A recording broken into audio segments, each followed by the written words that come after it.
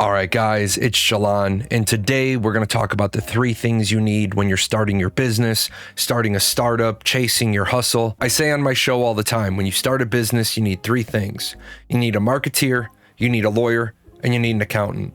And I know a lot of people are going to start telling you that you're going to need funding, money, income, resources, goals, a business plan, market research. Yes, you need all of those things. But this is the keep it simple stupid. Really, you need a marketeer, you need a lawyer, and an accountant. And those 3 people are going to help you build all the other products you need. According to the U.S. Bureau of Labor, statistics show that 21% of small businesses fail within the first year. 30% fail by the end of the second year. 50% fail by the end of their 5th year. And 70% of businesses have failed by their 10th year. Now, that's a lot of failure, but I want to point out to you that in 2019, 90% of startups failed. 90%. Why did they fail? Here's a little chart. It's going to tell you why businesses fail. And there's a lot of components of why businesses fail, so this chart will not add up to 100%. But the number one reason by a long shot businesses failed, 42% of businesses report they opened and then failed because they had no projected clientele. Now, this is something that preliminary market research would show you. Are there going to be enough people who both need and want your product? If you don't have that, why are you opening a business? And it doesn't matter what you're trying to open, a restaurant, mechanic shop, coffee shop, even a content creator starting a YouTube channel or a Twitch channel. They need to know, are they going to be able to make it work? A lot of people are like, well, I don't know how to get to that marketing research. Well, that's what a marketeer does. If you don't have time to do it yourself, it's better to spend a few dollars early on instead of investing tens of thousands of dollars into your process, your product, your service, and then failing. The other key here is 19% of startups fail because they didn't research their competition. Even if there's a market for your product or service, can you break into the market and do it better, faster, and or cheaper than the people who already exist in the market? This is where you're going to spend a lot of time with your business plan. Yeah, specifically, you're going to research the market. You're going to run the numbers. You're going to conduct your SWOT, which is your strengths, your weaknesses, your opportunities, and your threats. Now, if something I said just then doesn't make sense, ask me a question in the comments, and I'll either answer you or I'll put together another video to talk about anything in that part that didn't make sense. The information right here, this little scrap of information I'm giving you, is more than what most people have put together when they get started. And on that point, I'm actually not kidding. I help tons of people with their hustles. They give me like, this is my idea and what should I do with it? And then I can ask them just a few challenge questions, and they're clearly not ready to start. The number of people who have ideas and just want to jump into the deep end and figure it out as they go, it's scarily amazing. Look at that 20 reasons list again, and think about how you're going to address each one of those things. Which brings up the next point, your lawyer. And I know at first glance, you're going to say, well, legal challenges are only 8% of the failures. So why is all this revolving around my lawyer? Well, there's a couple of other big parts that involve your lawyer, and that's the wrong team and disharmony among team and investors. How is your business going to handle internal conflict? Who is going to have the last word? Who is going to have the final say?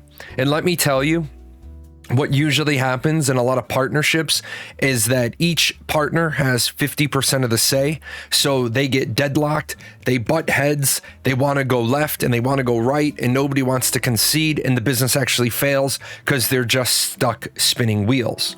So how all those issues are going to get resolved is that basically your lawyer is going to set up how you set up the business. Now, most people out there, when you start your hustle, you're going to start as a sole proprietorship. And there are advantages to being a sole proprietorship. It's the easiest. It's the least expensive. Ownership is you. You don't have to share decision-making capability and with anybody. The profits all just pass through to you on your normal income tax return, and the owner receives all of the profits. The problem with the sole proprietorship is that it has unlimited liability. You like your house, you like your car, you like your personal savings account. Unfortunately, a sole proprietorship, your business and your personal life are intertwined, which means if there's ever going to be liability and you're going to get sued, all of your personal assets are going to be company assets. So you might want to set up a LLC, a limited liability company, to limit your liability. You might want to set up an S corporation. Maybe what you're doing is actually going to be best served by being a 501c3. Maybe you're doing charity stuff. There's a lot of different variables that you want to talk to a lawyer about. And this part is going to be important in your business plan, because if you have decided that you're going to go ahead with your idea, your legal structure is going to be part of what determines how you get financing, what financing you can get, where you can get it from, what kind of investors you can take on. A lot of details there. It amazes me how many people skip this step, and then they find themselves ultimately screwed because they're already knee deep in the business and they find out they're not legal, and the business that they're doing opened them up to a lot of liability. So make sure it's worth it if you have to spend $200, $300, $400 to sit down with a lawyer. There's lots of lawyers in your area that you can sit down and bounce ideas off of. Some of them will even do a free consultation in the hopes that you'll agree to put them on retainer for your business. So sometimes you can actually get free legal advice. The group of people I worked with most is content creators. They're running their business as a hobby, and they aren't able to properly leverage all of the benefits they could be getting if they would just take a couple of $100 and form a business. In fact, many Americans are still under the assumption that they're running their business as a hobby, and they got a rude awakening a few years ago, or some of them haven't realized it yet. The hobby laws have changed. Truthfully, some of you probably aren't legal in your hobby businesses because you call it a hobby business, and that doesn't exist. If you're running it as a business, it's not a hobby. So make sure, again, bounce the idea off of some people and, figure out if you're legal. Now, I'll tell you guys, just for transparency purposes, the Paradox Gaming Network is a corporation. It's the Paradox Gaming Network Incorporated. It's my C corporation. It handles all of my content creation stuff. It handles my Twitch, my Spotify, all of my YouTube channels, because that's the option that worked for me. I do not recommend a C corporation for most people, but it might be the best solution for you. And then finally, you guys got to have an accountant. You need to sit down with an accountant before you start your business. There are so many things that you need to understand. The biggest one is your bookkeeping. There are two major and one minor way to do your bookkeeping. You have cash, you have accrual, and then you have this hybrid. I'm not even going to talk about the hybrid. If you're going to use the hybrid, you need an accountant, you need a payroll person, you need somebody all set up to handle that for you. The two major ones are cash and accrual. Cash is easier. It's basically a simple record income when it comes in, record bills when they go out.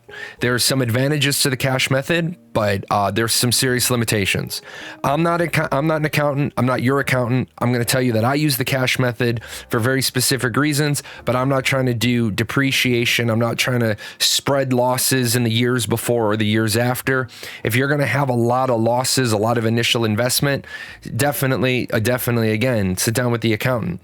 Now, the accrual method is more of the standard business method. It allows you to demonstrate profitability of your product better. It allows you to offer your customers credit. If you're offering credit, you must be on the accrual method. It allows you to project income and expenses better. So if you need to get revenue, how much you can borrow, how much you can leverage. The other thing about accounting is setting up payroll. How are your employees going to be paid? How are you going to get paid? How are payroll things going to happen when you're using people that aren't employees? Not only giving an employee their paycheck, but also employment tax payment, the unemployment tax payment, making sure all the forms get submitted. If you're paying people, their W-2s, their W-4s, the 1099s, all those have to be filed. Do you want to bring on everybody as an employee right away? Do you want some of them to be independent contractors? Do you want to fill certain needs through third-party providers? These are the things that an accountant is going to explain to you. So now, you don't know what you don't even know. but at least you know that you don't know it before you're in the middle of it trying to figure out why you're getting penalized by the IRS because you missed filling in forms. The other thing the accountant is going to set up for you is how much of your money are you going to put into the business at the beginning, and what methods can you put the money in? This is going to stop you from throwing good money in after bad. Every small business owner that has a cash flow problem, and you remember that was the second reason businesses fail, they want to save their baby. They want to keep putting money in. They want to keep putting money in. They want to keep throwing money in because eventually it's going to work. Well, at the beginning, I gave you the fail rate statistics, and what your accountant is going to do is your accountant is going to be that line of defense for your personal holdings and say, hey, are you sure you want to throw another 20 grand into your business when you're already 70 grand in? It's that person, it's that stop, it's that check, it's that balance. It's definitely what you need. Now, I want to remind people that I work with primarily content creators and a lot of other people that you get donations. I want to remind you, unless you're a charitable organization, you're not getting donations. What you're getting are tips, and tips are taxable. Now, I know a lot of people are going to say, well, I don't have to declare all my tips. I don't have to show all my tips. Servers don't do it. The truth of the matter is, if you don't, you're going to hem yourself up. So with that said, guys, this is just something that my viewership has asked me to put together. I like having videos as talking points. I talk about this during my streams. With all that said, if you have a question, leave it in the comments below. I'll do my best to answer it, or I'll generate it into another video. You take care and never stop chasing your hustle.